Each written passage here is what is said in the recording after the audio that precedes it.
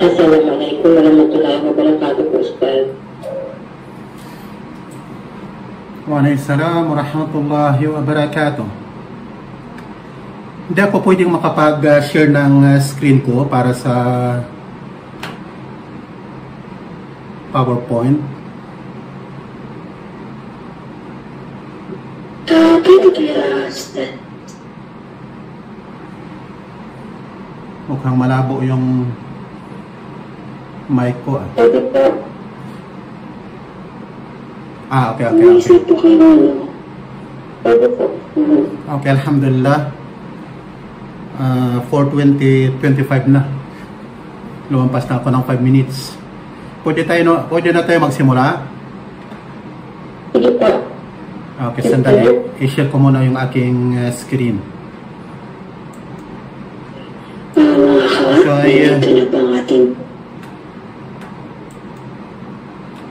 Nandito na po ang ating butihing shake. Panitilihin po natin na kamute ang ating mga mic at naka-off ang ating mga kamera upang sa ganun po ay maayos ang kapakinigan natin sa kanya. Syukran. So habang hinihintay po natin ang ating mga kasamahan, tayo po ay mag-umpisa na insyaAllah. Bismillahirrahmanirrahim. Alhamdulillah wahda wassalatu wassalamu ala man la nabiyya ba'da wa ala alihi wa sahbihi wa man tabi'ahum bi ihsanin ila yawmiddin amma ba'd. Assalamu alaikum warahmatullahi wabarakatuh. Una sa lahat, binabati ko ang mga tao mula sa paraiso, maging kayong lahat. At tayo muli magpasalamat sa dakilang Allah subhanahu wa ta'ala dahil araw-araw niya tayo binibigyan ng pagkakataon upang ating pag-aralan ang pinadala niyang Quran sa atin dito sa mundo at sa leksikay ng pinadala niyang relihiyon sa atin at yun ang relihiyong Islam. A reminder from Quran and Hadith, itinaas ng Allah subhanahu wa ta'ala sa maraming antas yung mga naniniwala at yung mga nabibigyan ng kaalaman. Quran verse 58:11. Sino man ang nasa landas ng pananaliksik na kaalaman, pagagaanin ng Allah subhanahu wa ta'ala ang kanyang daan tungo sa paraiso. Alternative. Kaya naman mga kapatid sa pananampalatayang Islam, yan natin ang maayos at manimno na kapag-inugan ng ating butihing sheikh na siyang magbibigay sa atin ng aral ngayong araw, no other than Ustaz Salman Jenshu. Okay, alhamdulillah. Wassalatu wassalamu ala rasulillah amma ba'd.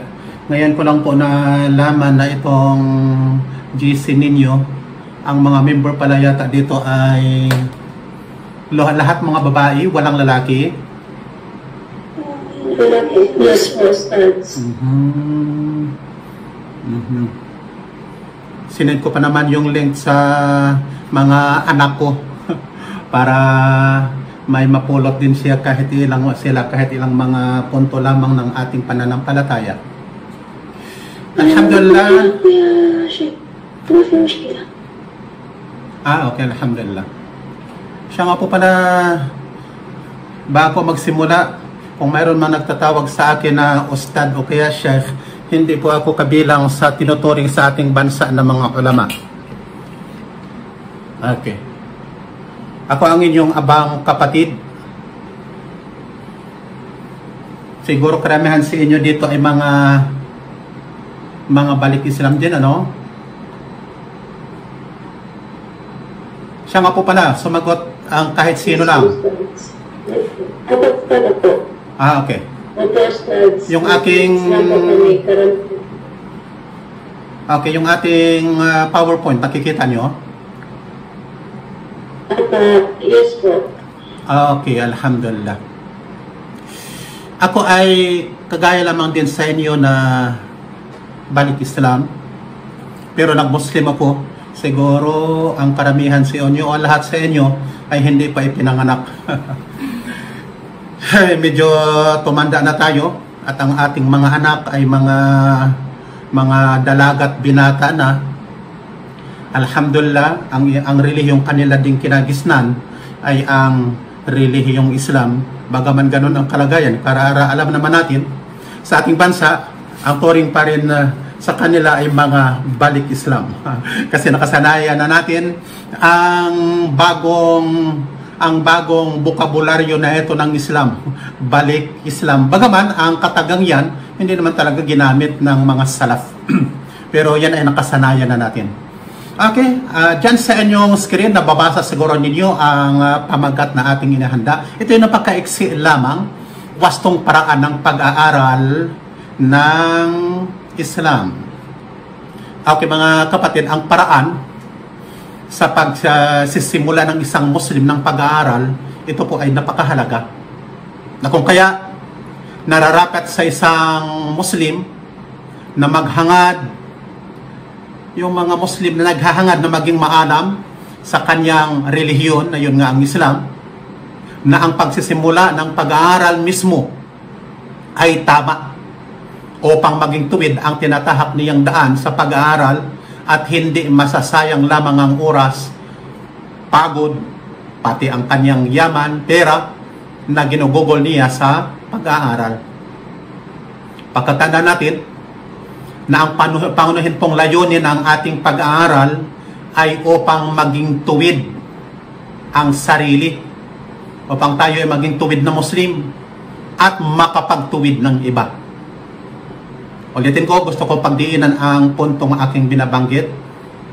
Hindi sapat mga kapatid na ang isang Muslim ay isang saleh.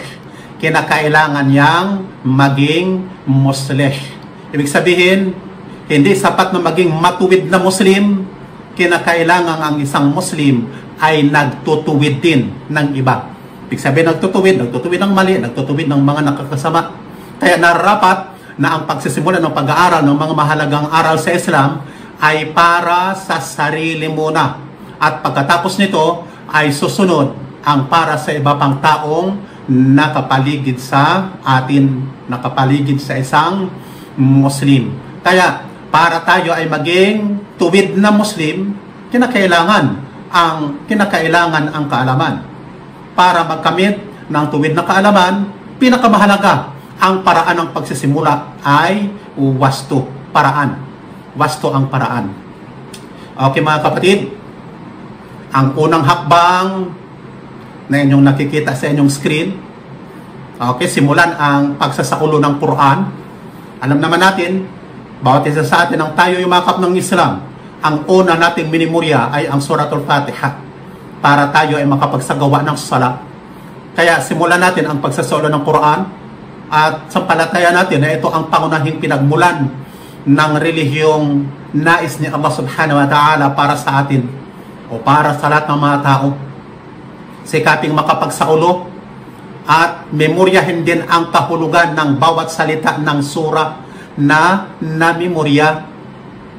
Bakit? Para sa ating pagsasala, sigurado yan, siguro lahat ng mga Muslim, balik Islaman o ipinanganak sa mga magulang na mga Muslim sa ating bansa, yung mga kapatid natin na mga Moro, kapag ka nagsimula na may practice ang Islam, ang una nilang pinapractice ay ang pagsasagawa ng 5 times na sala. Para may practice ang pagsasala, kinakailangan ang pagmemorya. At kaya nirekomenda natin na memoryahin din ang bawat salita ng sura na ating namemorya, nang sa gayon ng ating sala ay maging khusyu', maging khusyu' tayo sa salat. Tayo ay maging khashir sa salat. Sino mayroong ideya, anong ibig sabihin ng khusyu'? Pakisagot lang na mabilisan. Kung sino nakalam, isigaw lang.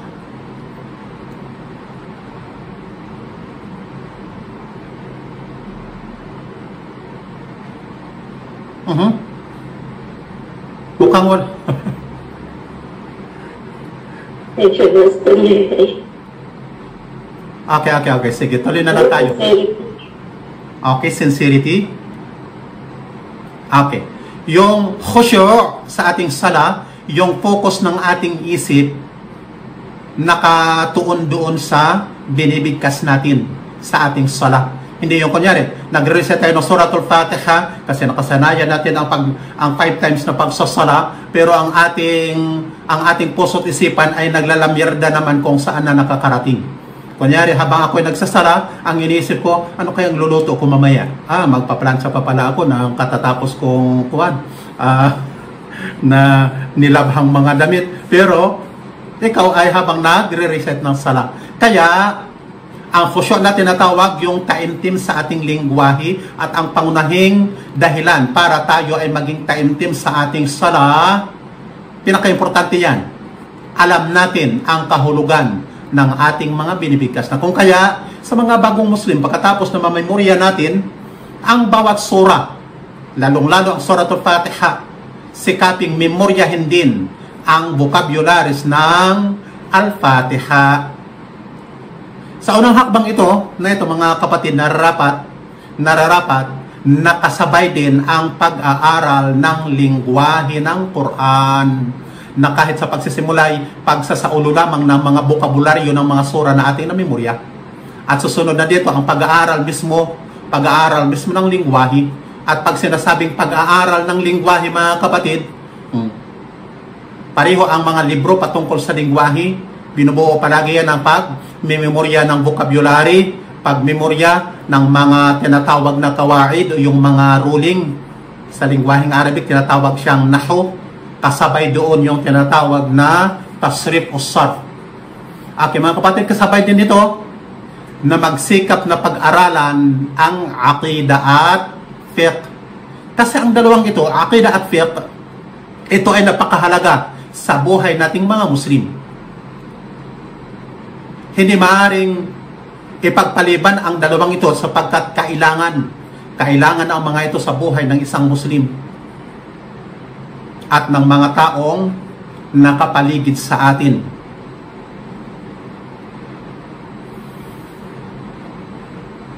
Hinggil po mga kapatid sa kahalagahan ng aqida at fiqh sa buhay ng mga Muslim. Sinabi po ng propeta sallallahu alaihi wasallam sa isang unang da'iya na pinadala niya sa Yemen. Sino nga ang try natin sino makasagot? Sino yung unang da'iya, sahaba na pinadala ng propeta sallallahu alaihi wasallam sa Yemen upang ipangaral ang Islam? Sino may ideya?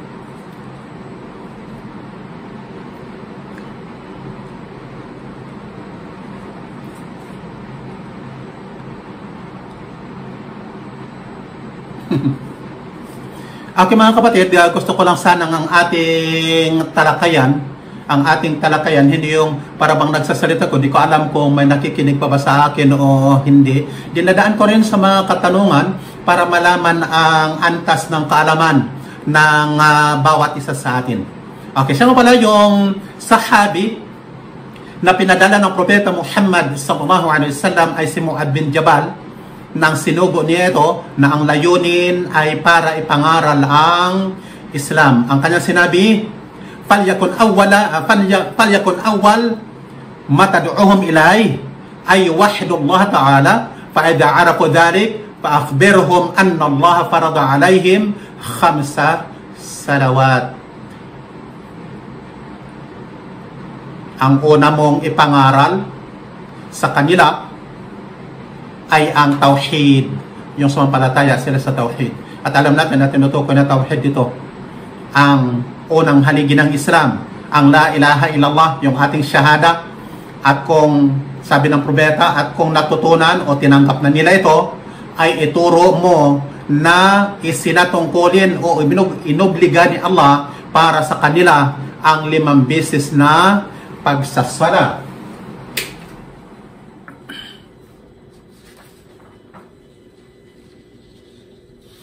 Kung ating balikan mga kapatid, ang sira o ang talambuhay ng propeta Muhammad sallallahu alaihi wasallam, makikita natin ang kahalagahan ng aqida. Iwan ko sino ang mayroong ideya kung ilang taong nangaral ang propeta ng tauhid at walang kalakip na anumang mga batas o mga kautusan sa Makkah. 13 taon na nangaral ang propeta sa Makkah. at nagturo sa mga sahaba ng tauhid.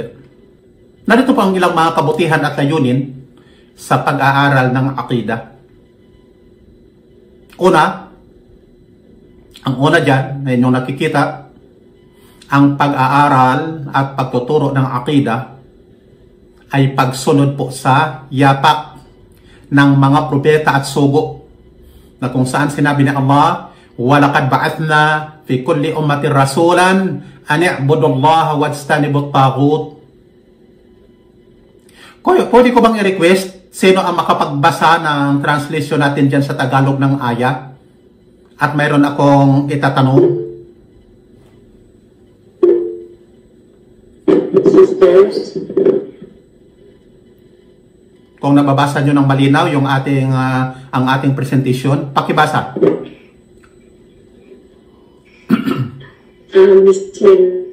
kahit paano. Yung aya ang basahin natin. Yung aya sa Suratul Nahl. Sa yapak ng mga propeta at sugo. Okay, yung aya. Yung aya po, yung Tagalog translation po. Apo. At talaga nga nagpadala kami sa bawat tangko kaya at umilos.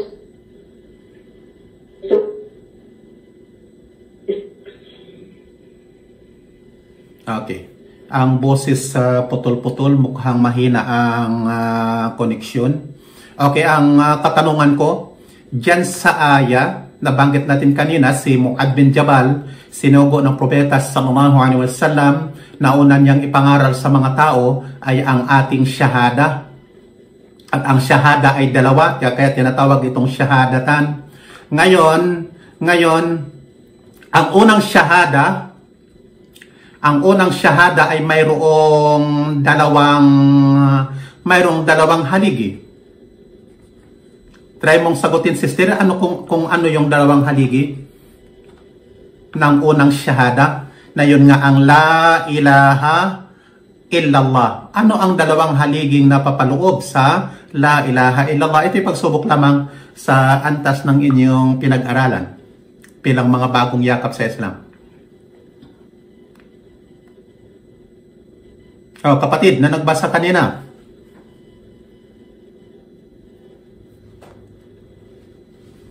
Ano po yun, Ustaz? Banggitin mo yung dalawang haligi ng unang syahada.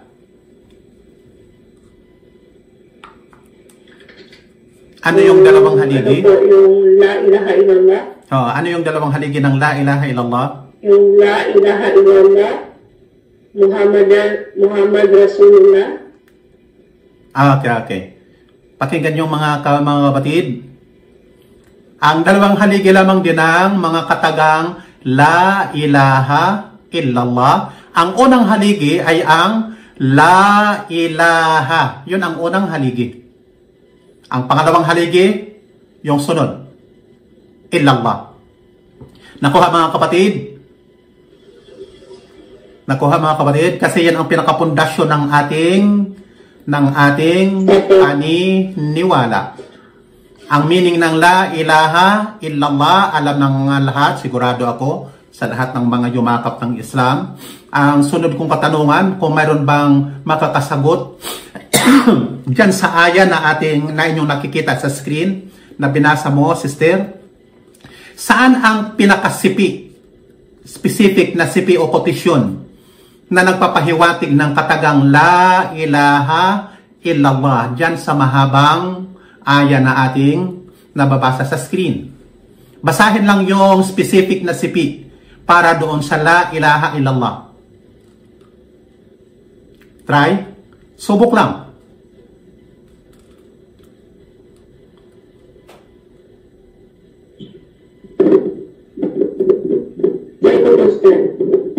Sige, basa kung alam mo. Sumamba kayo kay Allah at umiwas kayo sa Diyos-Diyosan. Mashallah. Yun ay tamang kasagutan. Sumamba kayo kay Allah at umiwas kayo sa Diyos-Diyosan. Okay. Yung unang haligi Umiwas kayo sa Diyos-Diyosan, yun ang la ilaha. Sumamba kayo kay Allah, yun ang illallah. Okay mga kapatid, yan ay pagsubok lamang. Isa pang aya na ating babasahin. Wa ma arsalna min qablika min rasulin illa nuhi ilayhi annahu la ilaha illa ana fa'budun. Hindi kami nagsugo bago mo pa, ang tinutukoy dito ng mo ay ang propeta Muhammad sallallahu alaihi wasallam, bago mo pa ng anumang sugo malibang nagkakasi o nagpahayag kami sa kanya na walang Diyos kundi ako, kaya sumamba kayo sa akin. Okay, dadako tayo sa pangalawang kahigtan o kahalagahan ng aqida. Pagdadalisay ng aqida. Pagdadalisay ng aqida. Mukhang kulang ang aking tinype. Okay. Ang pagdadalisay ng ating aqida sa mga karumihan, ang tinutukoy diyan, karumihan ng bid'ah. Yan ang ating paniwala. Ang bid'ah ay isang karumal-dumal na kasalanan at shirk. At upang makiiwas tayo sa pinakamalaking kasalanan ito, at ito ay ang kaligtasan natin sa kaparusahan ng impyerno. Upang makatiyak tayo na makaiwas sa kasalanang shirk at bid'ah, kailangan ang kaalaman sa matuwid na aqida, wastong aqida. Kasi ang aya na inyong nakikita dyan, walau asyraku lahabata anhum ma kanu ya'malun. Kung sakaling nagtambal sila, ay talagang nawalang kabuluhan para sa kanila ang dati nilang ginagawa. Kung wala tayong tuwid na aqida, tiyak ang pagkasadlak natin sa shirk at bid'ah na hindi po natin namamalayan. At gayon, mga kapatid, ayon sa talatang ito o aya na ito, wala tayong kaligtasan sa Yaumul Qiyamah. Dahil gaano man po kalaki ang mga mabubuti nating nagawa, kapag mali ang ating aqida, ang mga mabubuting gawa na ito ay mawawalan ng kabuluhan. Ibig sabihin, nawalan ng bisa ang ating pagiging Muslim. Tingnan nyo yung magkasunod-sunod, number 3 hanggang number 6. Okay, dito muna tayo sa pangatlo. Magkaroon tayo ng kaalaman sa mga katangian ni Allah na magbubunga ng pagkatakot sa Kanya at takwa dahil sa ating kaalaman sa Kanyang mga al-asma wa sifat. Takwa, ang meaning ng takwa, pangingilag sa pagkakasala. Ang ikaapat, makaiwas tayo sa fitna o tukso ng maling aqida na lumalaganap, lalo pa na ang mga tagapagpalaganap ng baluktot na aqida ay mga dalubhasa sa pagtatalumpati at mga sikat at higit na marami ang mga sumusunod sa kanila. Alam niyo mga kapatid kung bakit napakarami ang sumusunod sa kanila? Sapagkat higit na marami po kasi sa mga Muslim ay hindi nag-aaral. Maiwasan lamang ang pagtangkilik sa maling aqida na ito sa pamamagitan po ng kaalaman sa wastong aqida. Ang ikalama dyan, upang labanan ang mga siktang ito na lihis sa ang aqida na ipinalalaganap. At ang ika-6, ito ay gusto kong pagdiinan upang hindi tayo mapabilang sa mga mangmang, kasi kung tayo'y mangmang sa ating sariling relihiyon, kailanman hindi tayo magiging matuwid na Muslim. At kung hindi tayo matuwid na Muslim, hindi rin natin kayang gampanan ang obligasyon ng bawat Muslim na tagapagtuwid o nagtutuwid ng anumang mali na kanyang nakikita sa paligid. Ulitin ko bilang pagdidiin, ang Muslim ay hindi sapat na maging saleh lamang. Kinakailangan niyang maging muslih. Okay, yung mga bagong terminolohiya na aking binanggit, salih, matuwid na Muslim. Muslih, yun ang Muslim na matuwid at nagtutuwid sa anumang mali at nakasasama sa kaniyang paligid. Tanda natin mga kapatid, ang prinsipyo ng mga kufar, bukang bibig nila yung katagang respeto. Para bang pinalalabas nila kapag binahaginan sila ng anumang paniniwala na taliwas sa kanilang paniniwala, ay parang walang respeto sa kanilang paniniwala. Ay, bakit ka nakikialam sa paniniwala ng may paniniwala? Pero tayo naniniwala na hindi yun kahulugan ng kawalan ng paggalang o kawalan ng respeto. Kasi ibinabahagi lamang natin ang ating paniniwala na kaiba sa kanilang paniniwala, na kung saan tayo ay naniwala na ang kaiba nilang paniniwala ay mali at ang wasto nating paniniwala ang tama. Sa madaling salita, ang isang Muslim sa lahat ng bahagi ng kanyang buhay, kung mayroon siyang pagkakataon, palagi siyang nagtutuwid ng anumang mali sa kanyang paligid. Kaya diyan natin nakikita ang kahalagahan ng pag-aaral ng ating paniniwala upang magkaroon tayo ng kakayanang magtuwid. Okay mga kapatid, sa mga kabutihan at layuning nabanggit natin hanggang 6 lamang, makita natin ng maliwanag o malinaw yung kabulaanan sa paniniwala ng ilang mga jamaah at siktang ligaw na kailangan daw muna ang iman at hindi na kailangan pang pag-aralan ang akida. Iwan ko, sa mga matatagal ng mga Muslim, lalo yung mga kapatid nating mga Moro, maaaring narinig palagi nila ang bukang bibig na ito ng jamaah at yung palaging di kagaya sa mga balik Islam kasi na watak-watak sa iba't ibang lugar. Maaaring ang mga balik Islam na nirahang mag-isa sa gitna ng mga Kristiyano na wala man lang masjid. At kung palagi kang pumapasok sa masjid, sigurado mapapakinggan mo palagi itong bukang bibig nila. Kinakailangan mo na iman. Kinakailangan mo na iman. Hindi kinakailangan ang aqida. Kasi magsisipi sila sa kasabihan ng mga sahaba, ta'allam na al-iman at thumma ta'allam na al-Quran. Iman mo na ang amin natutunan bago namin natutunan ang Quran. Ito ay mga salita ng mga ligaw na mga grupo. At maaring ang naka-encounter sa kanila, alam na ninyo kung sino at kung anong jamaa ang aking tinutukoy, na kung saan ito ang pinakamalakas na jamaa sa buong mundo. Gayon din naman sa Pilipinas, bagkus ito jamaa na ligaw at tagapagligaw. Kaya halimbawa isa pang bukang bibig nila sa kanilang mga lectures, ang iman,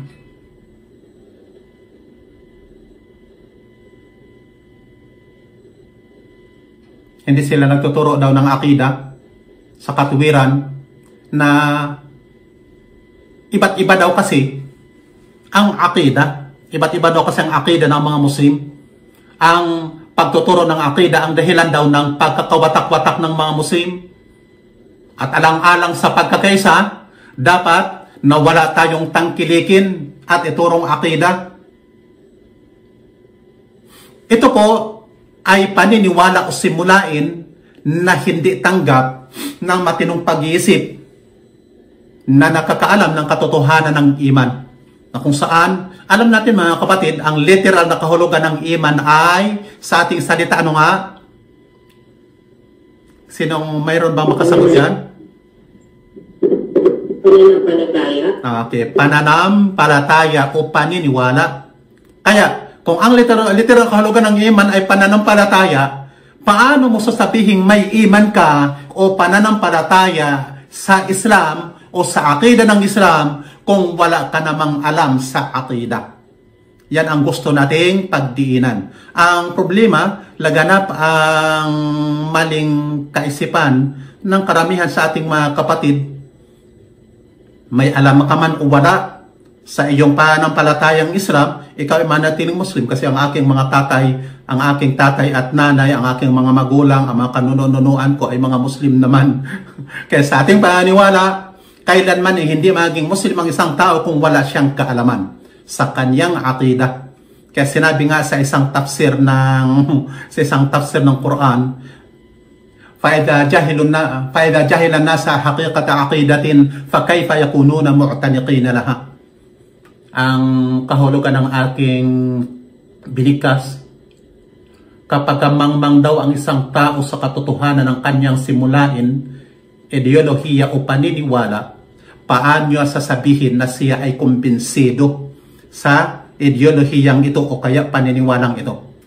Okay, sa panlabas po, ang layunin ng mga jamaat siktang ito na pagkakaisa, mga kapatid, ay mabuti at ito ang tama. Samantalang ang mga ulama na ipinagigiitan ang pagtuturo ng akida ay mali, sapagkat sanhi daw kasi ito ang maging dahilan ng paghiwa-hiwalay, hindi pagkakaisa, pagkakahati-hati, pagkakawatak-watak, o pangkat, na kung saan magbabasa pa ang mga ligaw na jamaa na ito ng mga dalil na inuutos sa atin ang pagkakaisa, at kung saan sa ayon na ito pinagbabawal din ang pagkakawatak-watak. Dahilan na marami talagang mga Muslim ang mapapaniwala nila. Sino sa inyo mayroong ideya yung dalil mula sa Quran na nag-utos sa ating mangunyapit sa lubin ni Allah? Mayroon bang nakamemorya? Mayroon ba? Try natin. Okay, ito yung dalil pangkaraniwang sinisipin nila. Wa'tasimu bihablillahi jami'a wala tafarraqu. Mangunyapit kayo sa lubin ni Allah ng sama-sama at huwag kayong magkahati-hati. Ito rin mismo ang akala, mga kapatid, ito mismo ang akala at paratang ng mga musyrik noon sa Makkah sa panahon ng Propeta Muhammad sallallahu alaihi wasallam, sa pagsisimula pa lamang ng kanyang pagdadakwa. Na kung saan, kung tayo nagbabasa ng sira, sinasabi ng mga musyrik noon na pamaratang sa Propeta sallallahu alaihi wasallam, anong kanilang sinasabi? Pinaghati-hati ng taong ito ang pagkakaisa ng bayan natin. Pinagwatak-watak niya maging ang isang pamilya. Pinag-aaway ang mga magkakapatid, mag-aama at mag-ina, na kung saan ano ang tawag sa unang labanan, giyera, na namagitan sa pagitan ng mga Muslim noon ng panahon at mga musyrik? Sino ang makaalala saang lugar yun? Isang word lang ang inyong babanggitin.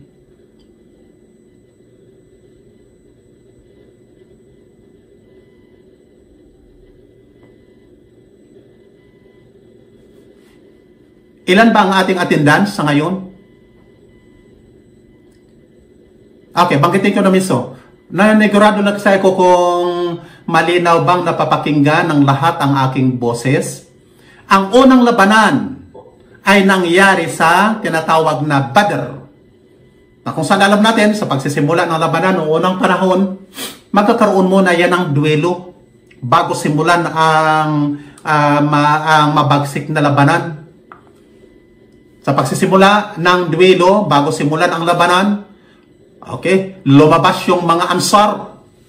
Nang makita ng mga musyrik, mga Ansar ang lumabas. Mga Ansar, hindi nila kakilala at hindi nila kamag-anak kasi ang mga Ansar, taga saan nga ang mga Ansar? Macau, Madina? Madina. Okay, Madina. Ano ang nirequest ng mga musyrik? Kahit sa pakipagduelo, ang nirequest nila, ang gusto naming kadwelo bago magsimula ang labanan ay ang mga kamag-anak mismo namin. Mga kamag-anak mismo, hahamonin ng kapatid ang sarili niyang kapatid, ng tatay ang sarili niyang anak. Nakita ninyo? Labanan yun, hindi labanan ng lahi, kundi labanan ng akida. Kaya, doon ay ang paratang ng mga musyrik noon, ang Propeta Muhammad sallallahu alaihi wasallam, ang kanyang da'wa sanhi ng pagkakawatak-watak. Na kung kaya, ang nakikita nyo dyan sa screen, at inshallah mayroong salin yan, yan ay salita ng sinaunang pantas sa Islam, si Ibnul Qayyim rahimahullah. Anong sinabi niya? وَدِينُ كُلُّهُ فَرْقٍ وَكِتَابُ اللَّهِ فُرْقَانٍ وَمُحَمَّدٌ فَرَّقَ بَيْنَ النَّاسِ وَمَنِ اتَّقَ اللَّهَ جَعَلَ اللَّهُ فُرْقَانًا فَالْهُدَى كُلُّهُ فُرْقَانٌ وَالضَّلَالُ أَصْلُهُ الْجَمْعُ كَمَا جَمَعَ الْمُشْرِكُونَ بَيْنَ عِبَادَةِ اللَّهِ وَعِبَادَةِ الْأَوْثَانِ. Okay, yung sister na nagbasa kanina, pakibasa ng ating salin. Kung malinaw ba na nababasa ninyo? Okay, first stance. Mapansin lang na pagkakaisa. Okay. Ang lahat sa Islam ay paghihiwalay. Ang aklat ni Allah ay Furqan o tagapaghiwalay. Pinaghiwalay din ni Muhammad ang mga tao. Ang sino mang nanilag pagkakasala kay ay biniyayaan ni Allah ng isang tagapaghiwalay.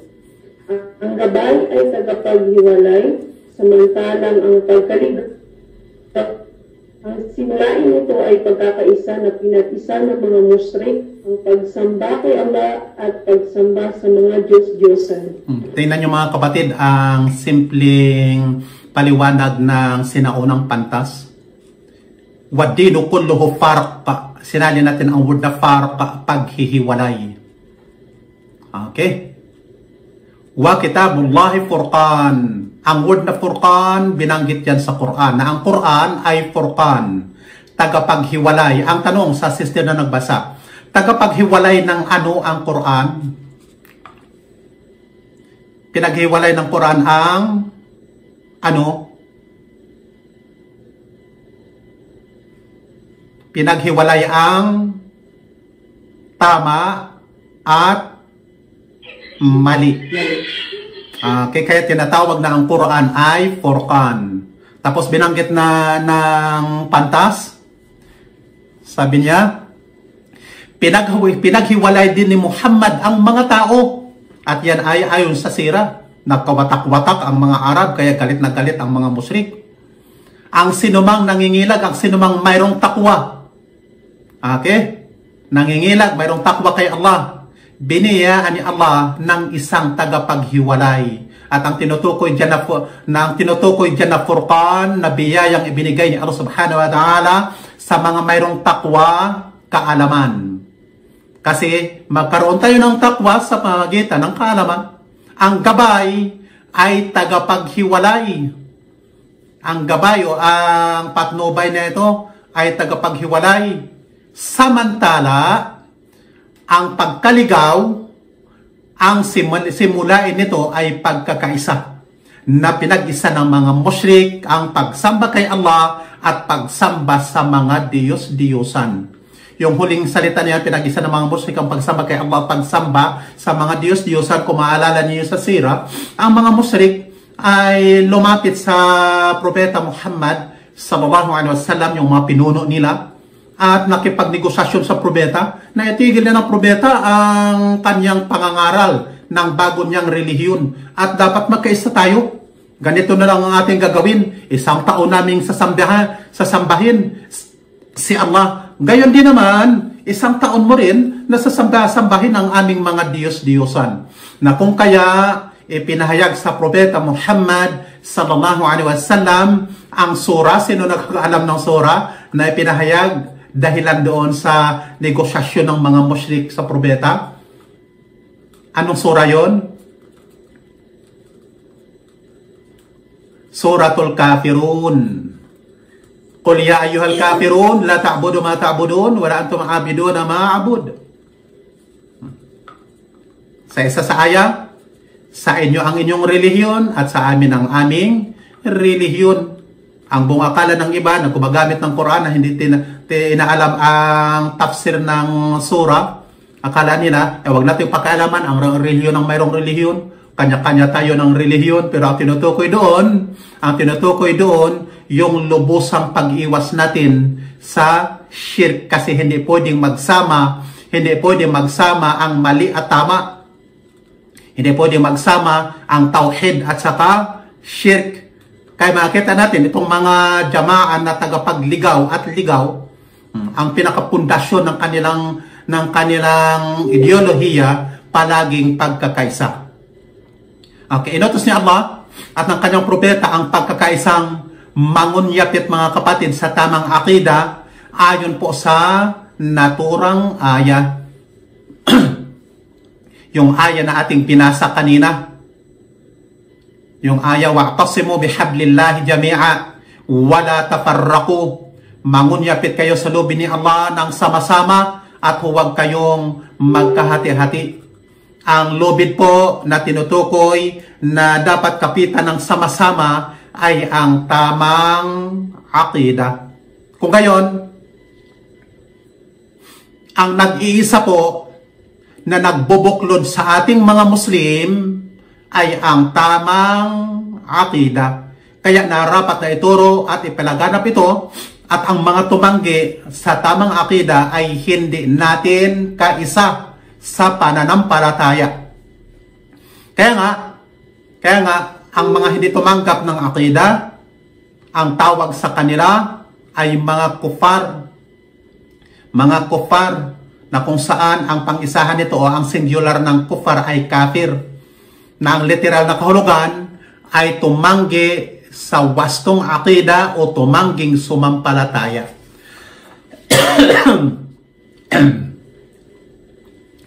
Sa pagsisimula po ng pag-aaral o pagtuturo ng akida, mga kapatid, unahin ang 5 haligi ng Islam at 6 na haligi ng iman. At sigurado ako, lahat siguro sa inyo, memoryado ang mga haligi ng iman at mga haligi ng Islam. Memoryahin ang mga haliging ito at pag-aralan ang detalyeng pagpapaliwanag ng mga ito. Kapag naunawaan na ng maigi ang mga haligi ng Islam at iman, susunod na dito ang pag-aaral, mga kapatid. Ito ay mahalaga kasi at mayroong tinatawag na matan. Ang nawaqidul Islam, yung mga nakasisira ng ating Islam o pagiging Muslim.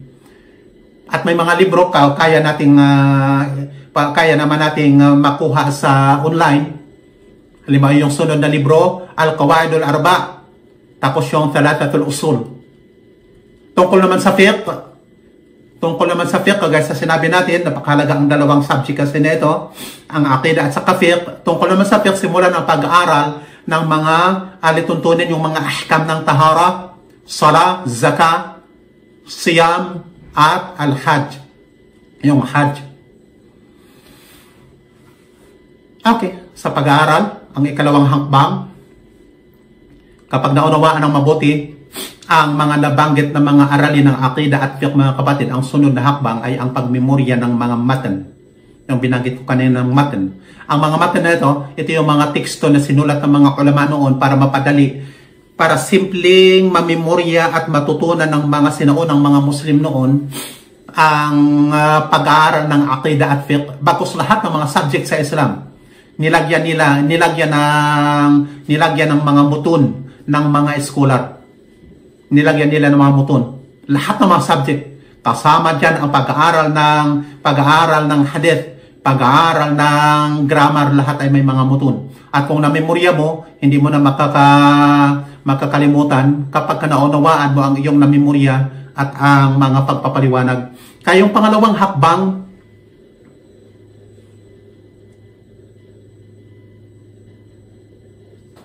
yung pagmemorya ng mga mutun na ito na sinulat ng mga ulama. At lagi kalakap dito ang patuloy, mga kapatid, yung patuloy na pag-aaral ng lingwahe. Kung mapapansin nyo, mga kapatid, lagi kong pinagdidiinan ang pag-aaral ng lingwahe.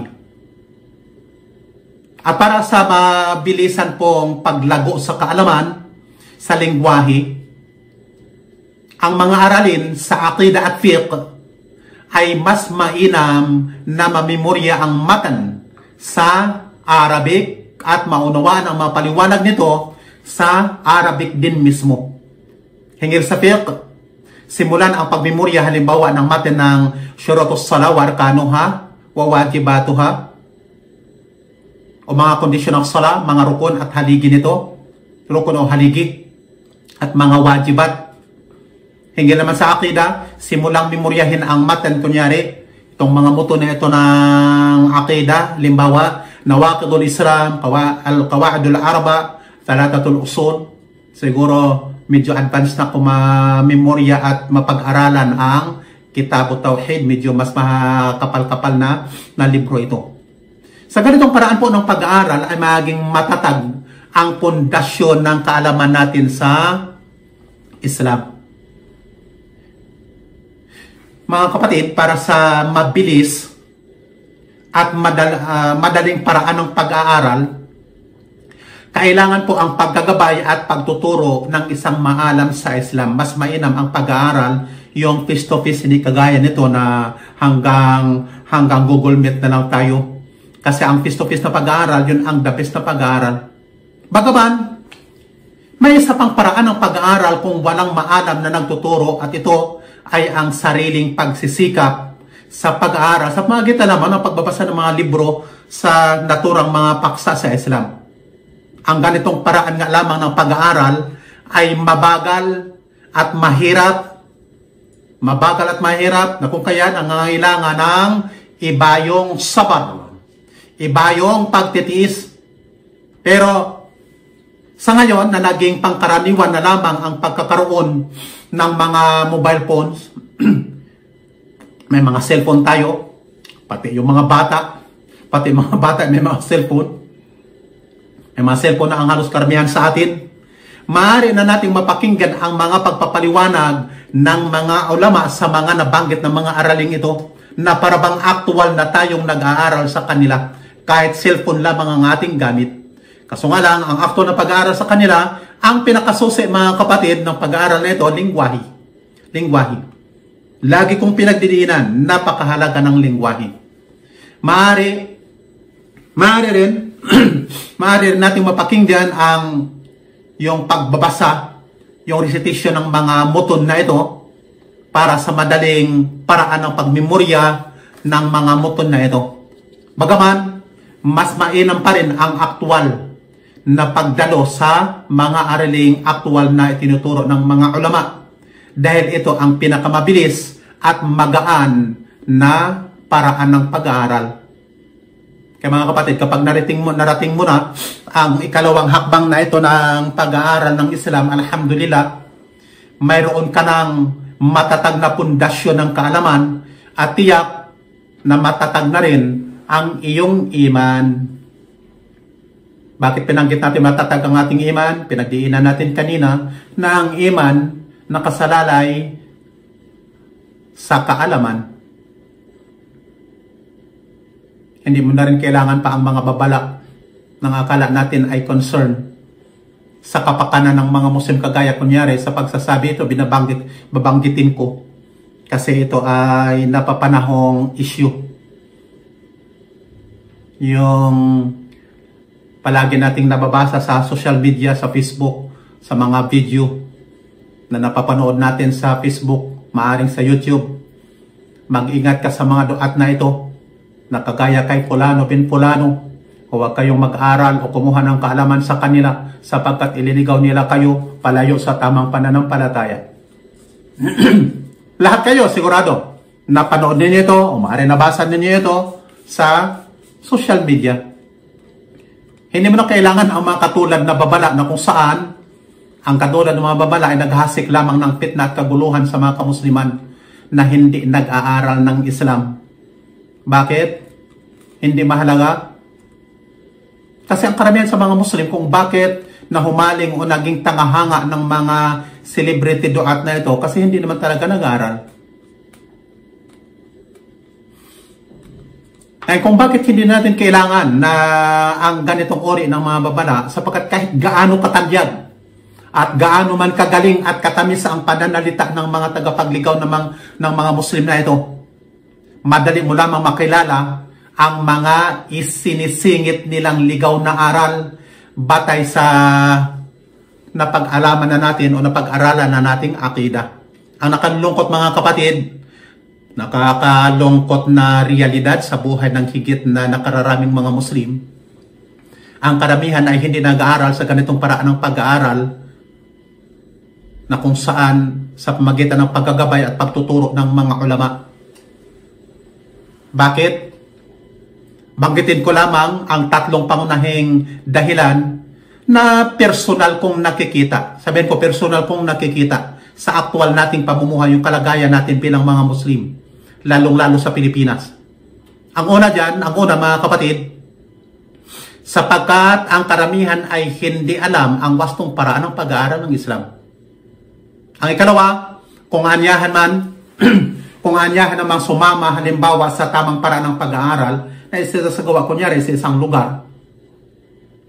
Ang problema naman sa karamihan ay ang kawalan ng pagpupursige sa pag-aaral dahil sa ayaw na mahirapan sa pagsasaulo ng mga aralin. Kasi sa pag-aaral, kinakailangan mo talagang mag-memorya. Kinakailangan mo talagang gawin ang anumang assignment o takdang aralin na binibigay sa iyo ng iyong guro. At kinakailangan mo talagang magre-research. Kaya yan ay nangailangan ng sakripisyo. Hindi kagaya sa pakikinig ng khutbah o kaya pakikinig ng mga talumpati o speech ng mga kilalang mga speaker. Yun ay parang enjoyment lamang. Wala ka namang obligasyon doon na magsagawa ng iyong takdang aralin o magmemorya. Bagkos mag-enjoy lamang. At ang mga dinideliver na mga topic doon ay puro pangkalahatan. At tinutukoy kong pangkalahatan, common sa lahat ng mga sekta, ligaw man o hindi. Maging sa mga kufar, ang mga topic ay common. Ang katlo na dahilan mga kapatid, bihira na may ginaganap na pag-aaral maging sa lugar ng mga Muslim dahil sa hindi rin pinahalagahan ng marami nating mga ulama. Ito, sana mayroong nakikinig ng mga tulabul ilm. Hindi nila pinahalagahan ang ganitong uri ng pagtuturo ng Islam. Kaya, sa atin na nakararami ay mga balik-Islam na narito sa ngayon, kung mayroon man tayong kasamang mga kapatid natin sa Mindanao o tinatawag nilang Bangsamoro, kahit mag-ikot tayo sa kahit saang lugar sa Kamindanawan, o kaya kahit sa anong syudad sa Pilipinas. Pinabanggit ko kahit anong syudad, kahit sa lugar ng mga Kristiyano, hindi mawawala na mayroong mga naitatag na mga Muslim community. May mga Muslim talaga. Basta't syudad o mga bayan, hindi mawawala ang mga masjid. Pero kung hagilapin mo ang ganitong uri ng mga pag-aaral, kahit dyan sa lugar na may mga masjid, kasi dyan ay napakaraming mga Muslim, wala kang makikita. Kaya, kahit subukan nating mag-ikot sa iba't ibang lugar ng mga Muslim sa Kamindanawan, bihira tayo makikita na may mga regular na pag-aaral na ganito ang paraan. Ang mga formal na pag-aaral na lamang natin sa ngayon, kung ating titingnan, sa kahit saang lugar ka man naroon mga kapatid, yung mga pag-aaral na lamang ng mga bata sa madrasa, yun na lamang ang formal na pag-aaral, mga bata sa madrasa. Bawat masjid, kadalasan yan, saan ka mga lugar sa Pilipinas, mayroong masjid, mayroong madrasa, mayroong ding madrasa, na kung saan ang mga bata na ito, kapag sila naging mga binatilyo at dalagita na, umaayaw na rin sa pag-aaral. Umaayaw na rin. Yung mga dalagita at binatilyo na, hindi mo na makikita sa madrasa. Kaya makikita mo, ang mga madrasa palagi, nakatabi ng masjid. Ang mga nag-aaralan dyan, yung mga bata. Mga bata lang. Kaya ang karamihan ay lumalaking hindi natuto ng kanyang relihiyon. Kaya ang mahalaga na lang sa nakararami sa mga Muslim, yung pag-aangkin na lamang ng mga original na Muslim, kunyari, at sapat na sa kanilang makinig ng mga khutbah at talumpati, yung speech ng mga kilalang lalong-lalo, yung kilalang mga duat. Totoo mga kapatid, gusto ko lang mapagdiinan na bihira ang ganitong uri ng pag-aaral sapagkat ang nakararami kasi sa mga ulama, sana may nakikinig sa ating isa sa mga tulabul ilm. Ang karamihan kasi sa mga ulama sa ngayon, hindi mananasagawa hindi nag-focus sa pagtuturo kunyari sa kanyang lugar sa mga Muslim. kundi ang nag-focus lamang sa pag-iikot sa iba't ibang lugar upang mag-deliver ng khutbah kapag ka naimbitahan kunyari. Kahit yung mga misyonero na naturingan, ang pagtuturo na lang ay pag-deliver ng khutbah tuwing Jum'ah o kaya pagbigay ng talumpati o diskurso tungkol sa mga pangkalahatan. Gusto kong pagdiinan yung mga pangkalahatang mga paksa. Halimbawa, kunyari, ng mga pangkalahatang mga topic na ito na kanila tinatalakay, ang mga topic na ito, kapupulutan naman ng aral sa pang-araw-araw na buhay ng mga Muslim. Kapupulutan, hindi ko sinasabing walang pakinabang.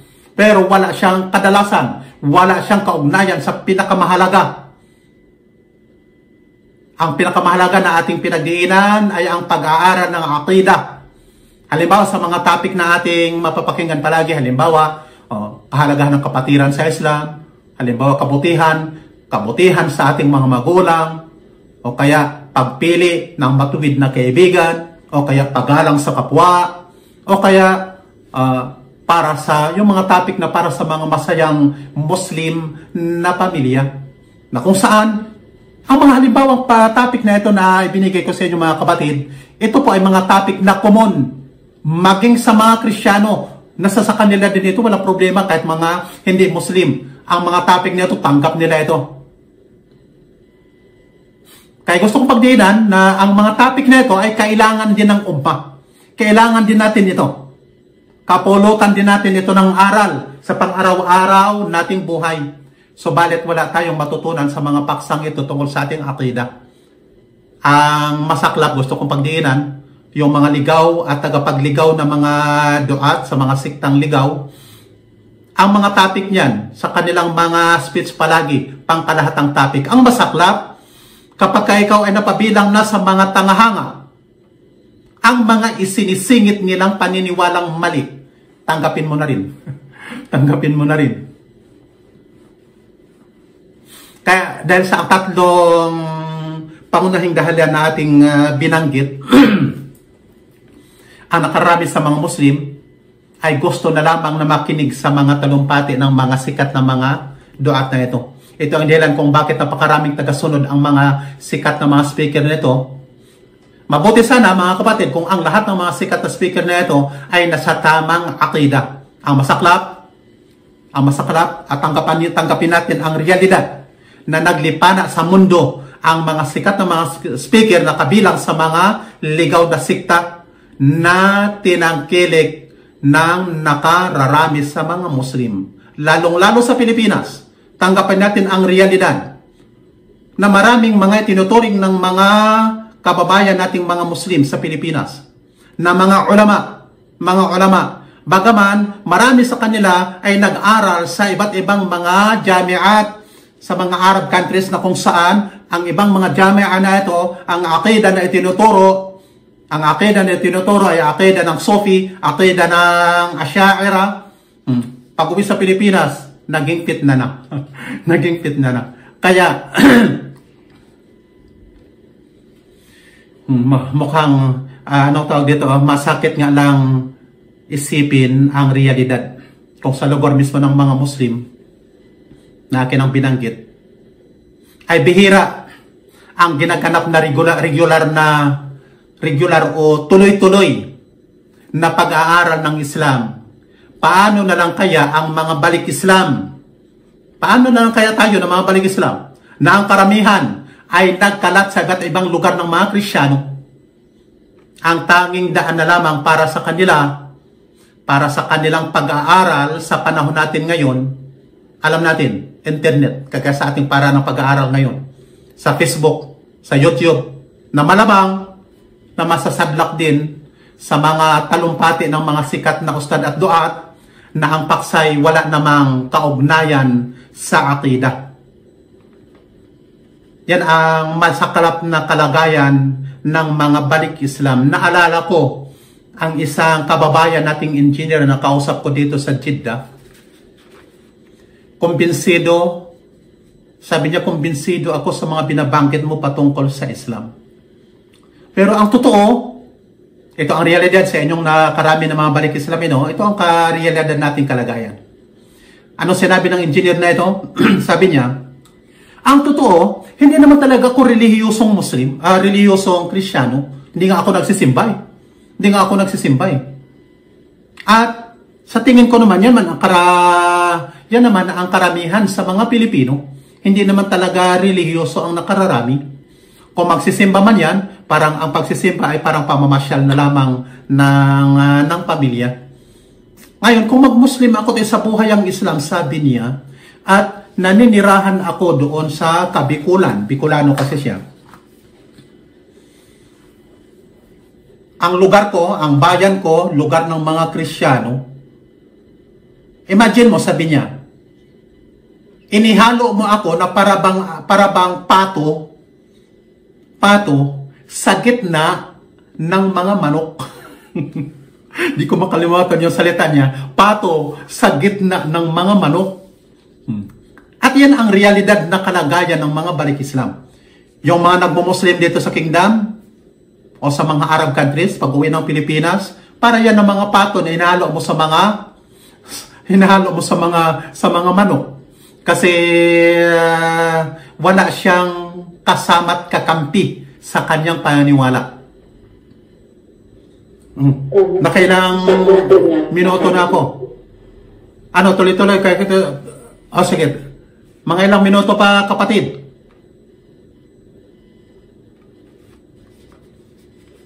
Okay, tuloy tayo. Nabanggit natin mga kapatid ang paglipana sa mundo ng magagaling at talubhasa sa sa pagtatalumpati sa larangan ng pagdadakwa na kabilang sa mga siktang ligaw. Ligaw ang akida. Tiyak na marami sa atin ang nakabasa.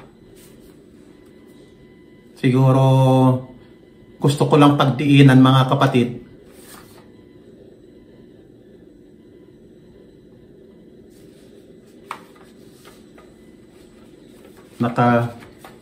Mahigit na pala tayo isang oras.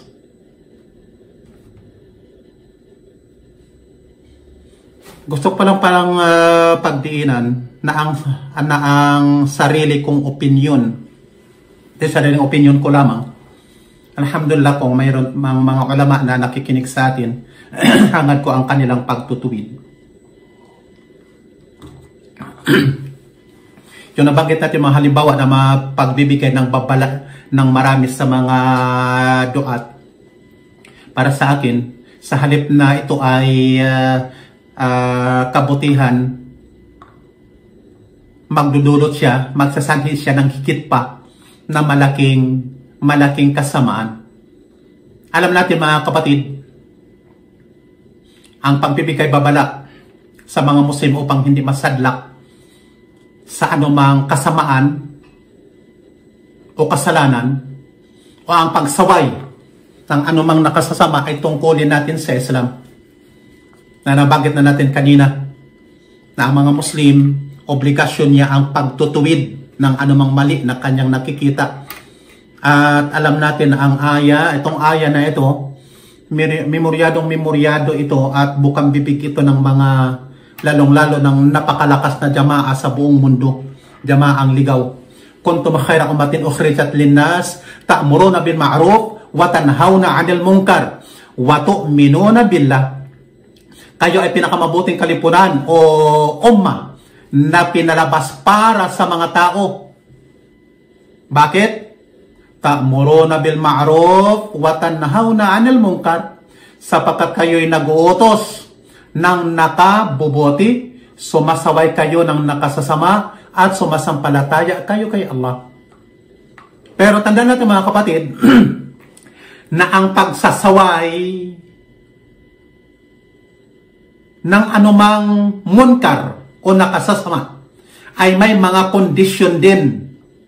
At mayroon itong pamantayang kabilang dito, ang kondisyon na ang pagsasaway sa isang nakasasama ay hindi magsasanhi, maging dahilan ng isa pang mas malaking kasamaan. Kunyari mga kapatid, bigyan ako kayo ng halimbawa, dito ko tatapusin. Halimbawa, gusto mong sawayin ang isang Muslim na naninigarilyo. Pero ang pagsasaway na ito maaring nakikita mo na ito ay maging dahilan na kamuhian ng kapatid na ito, kamuhian ng kapatid na ito, ang Islam na mismo at iwanan na rin niya pati ang pagsasala. Alin ba ang mas malaking kasalanan sa palagay ninyo? Paninigarilyo o pag-iiwan ng sala? Sa palagay ninyo? Pag-iiwan ng sala. Okay. Dahil sa ang pag-iiwan ng sala ay mas malaking kasalanan kaysa sa paninigarilyo, sa kalagayang ito ay hindi ipinahintulot ang pagsasaway. Gayon din naman, ang mga tanyag ng mga mangaral at ustad na ito ng Islam na nagtuturo ng ligaw na akida, ang pagbabala ng mga ustad sa mga Muslim na layuan o huwag kumuha ng kaalaman sa mga sikat na mga ustad na ito, ang kasamaang dulot po mga kapatid ay mas malaki. Ang nakaraming mga Muslim na tagahanga at nakikinig sa mga lectures ng mga sikat na ito ay lalo pang mangungunyapit sa mga aral, yung mga aral na ligaw ng mga sikat na ito, habang iniisip nila, ano kaya ang iniisip na nakarami sa palagay ninyo? Sigurado, papabar ko dito sa aking sasabihin at pagdidiinan. Ang isipin nila, sinisiraan lamang ng mga inggitirong ustad at mga ulama ang mga sikat na ito. Kaya makita natin na dinidepinsa nila ang sikat na ito at ano tawag dito, yung bagong vocabulary natin, binabash naman ang mga ustad at mga ulama na ito na nagbabala lamang na kung saan concerned sa kalagayan ng mga Muslim. Ang masaklap, ang nakararami nga na ito, hindi naman nag-aaral. Kung nakikinig man yan dyan sa mga sikat, hindi naman yun ang tamang paraan ng pag-aaral. Kaya, ang resulta ay mas malaking munkar o iskandalo o kasamaan.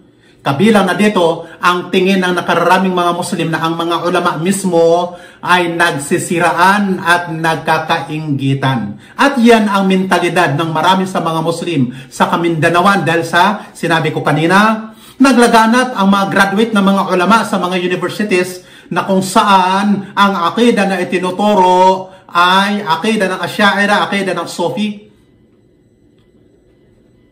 sa Kamindanawan. Kaya sa mga lectures kunyari ng mga ligaw na mga ulama na ito, kapag tinuwid kunyari ng ating mga ulama ng Ahlus Sunnah wal Jamaah, ang akala naman ng pangkaraniwang mga Muslim, tingnan nyo, sila nag-aaway, nag-iinggitan. Kaya ang nararapat na magsagawa ng maraming mga lectures na pagtutuwid sa mga maling aral na ito sa iba't ibang lugar, sa iba't ibang masjid. At mas mainam siguro i-post din sa social media na hindi nabanggitin pa ang mga pangalan ng mga ustad at mga duat na ito na nagtuturo ng mali. Bagkus focus doon sa mga mali na kanilang itinuturo at paramihin ang mga muhabarat patungkol doon sa mga maling aral nila. Huwag nang banggitin ang kanilang pangalan para hindi magsanhi ng fitna, iskandalo sa pagitan ng mga Muslim at ang tawag dito, ang bahaya dito, lalong-lalo yung mga bagong mga Muslim o yung mga Muslim na hindi pa sapat ang kanilang kaalaman sa Islam. Okay, bago ako magtapos mga kapatid, try ko nga magbigay ng ilang mga katanungan dito sa aking tinalakay. At una ko palang katanungan, hindi katanungan sa ating paksa.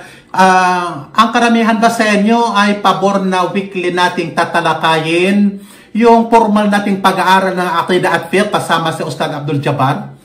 Kaya ba nating gawin tuwing Wednesday?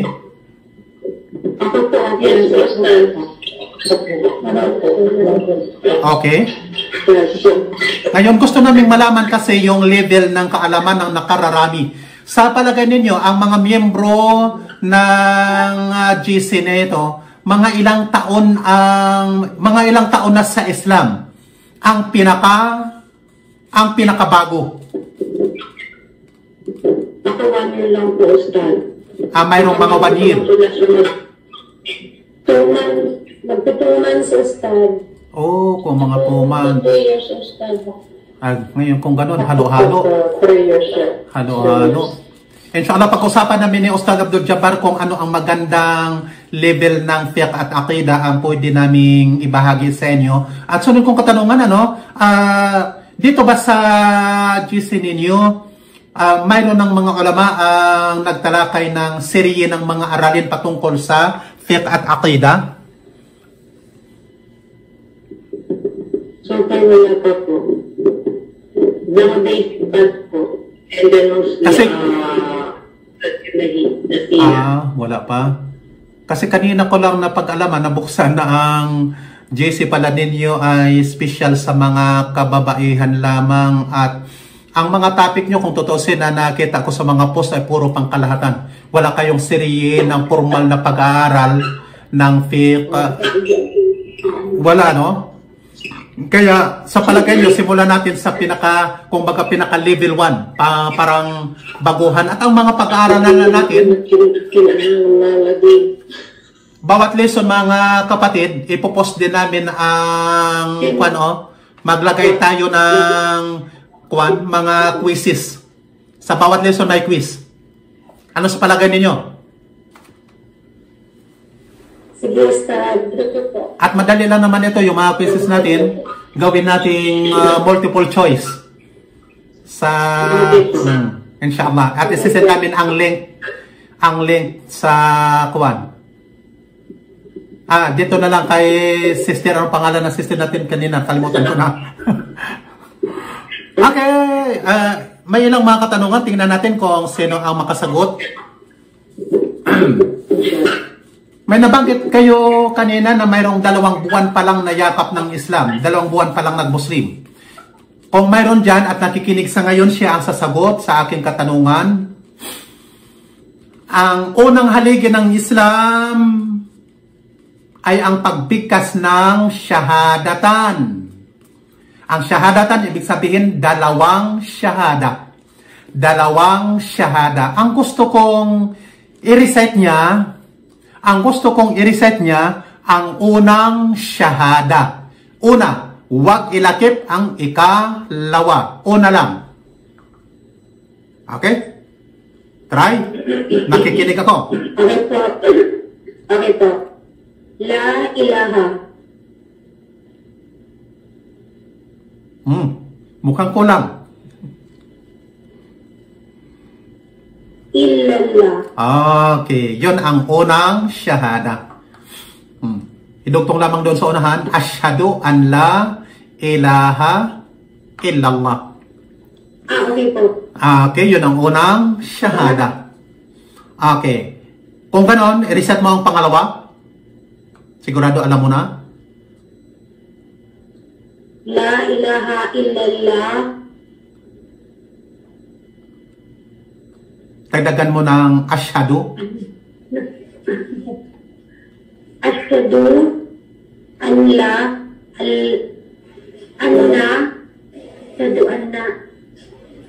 nakalimutan ko. Okay, ashhadu an la ilaha illallah. Okay, yung pangalawa. Wa ashhadu anna Muhammadan abduhu wa rasuluh. Okay, wa ashhadu anna Muhammadan abduhu wa rasuluh. Okay. Nabanggit natin na ang inutos ng Propeta Muhammad sallallahu alaihi wasallam na ipangaral ng sahaba na si Mu'adh bin Jabal sa Yaman ay ang shahada na ito na ating pinibigkas tayo kapag tayo ay yumakap ng Islam. Okay. Nang binanggit natin ang unang shahada, na banggit din natin kanina, mayroong dalawang rukun o dalawang haligi. Ang dalawang haligi nito, ang una, la ilaha, at ang pangalawa, illallah. Mayroon akong sunod na katanungan. Kahit sino pwedeng sumagot. Sa dalawang shahada na nirecite ng ating kapatid, ang dalawang shahada ay nagpapahiwatig ng 2 kondisyon ng ating mga ibadat upang ito ay matanggap. Sino ang makasagot kahit matagal ng Muslim? O kung mayroon tayong kasamang bangsamoro dito sa group, pwedeng sumagot. Ulitin ko, ang dalawang syahada ay nagpapahiwatig ng dalawang kondisyon ng ating mga ibadat. Ano ang dalawang kondisyon? La ilaha illallah. Okay? Hindi yun ang kasagutan. Mayroon bang sasagot?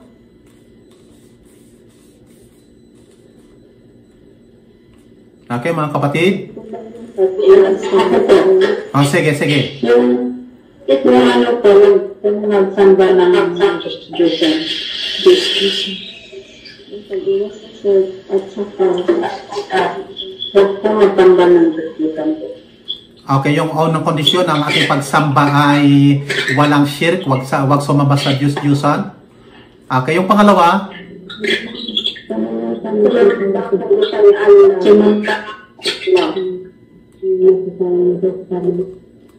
Okay.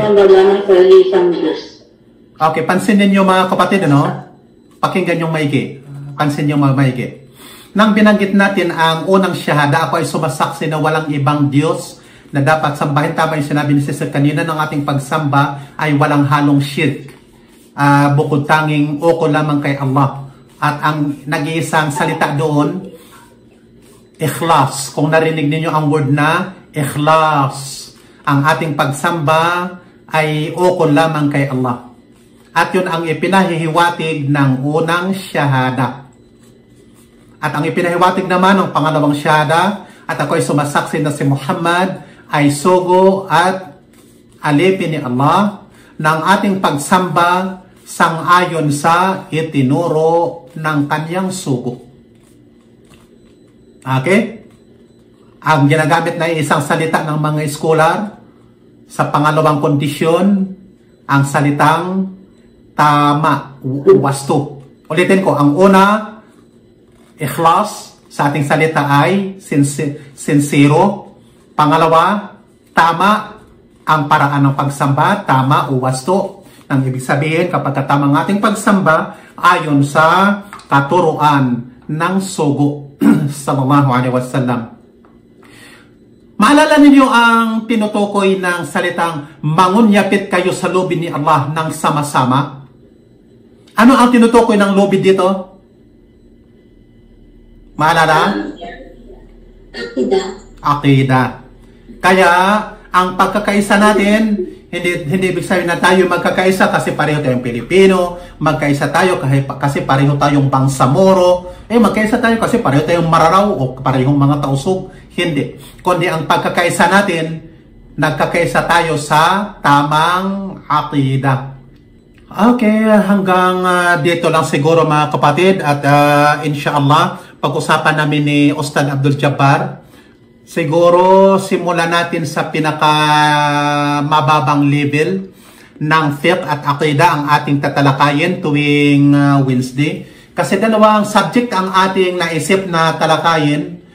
Okay, ilang oras ba ang pwede nating magamit na oras ninyo? Para hatiin natin sa dalawa ang oras na pwede nyong ibigay sa amin. Kung kaya po ng sisters, ano gusto nyo? Kasi 420 start nila, so 920 sa atin dito sa Pilipinas. And so, kaya ba ng Kaya ba ng isang oras at kalahati? Okay? Kayo na lang ang mag-usap kung anong oras ang angko para sa nakararami. At yun ang aming susundin. At gawin namin maiksi lamang ang bawat lesson. Aqidah man o fiqh. Okay? Maaring 30 minutes lang, 30 to 35 minutes, bawat subject. Inform na lamang nyo kami kung anong oras ang inyong napagkasunduan na angkop sa nakararami siyempre. Okay mga kapatid? Mag-out na ako?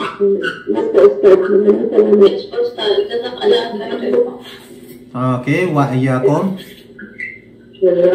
Okay, subhanakallahumma wa bihamdik, nashhadu an la ilaha illa anta astaghfiruka wa natubu ilaik. Muli mga kapatid, assalamu alaikum warahmatullahi wabarakatuh. Waalaikumsalam warahmatullahi